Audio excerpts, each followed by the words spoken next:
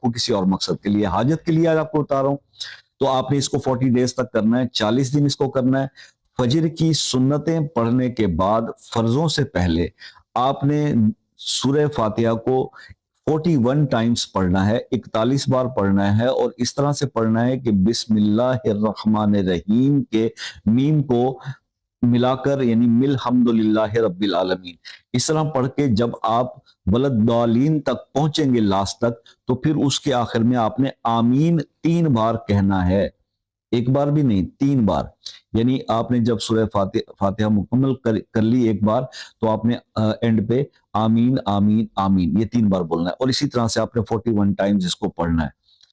اور اپنے مقصد کے لیے جو بھی حاجت ہو اس کو آپ صرف ذہن میں رکھ لیں، آپ کو بعد میں دعا مانگنے کی بھی ضرورت نہیں پڑے گی، ذہن میں رکھ لیں. اور یہ 40 ڈیز تو میں آپ کو ایک وہ بتا رہا ہوں، اس سے پہلے ہی کام ہو جاتے ہیں لوگ.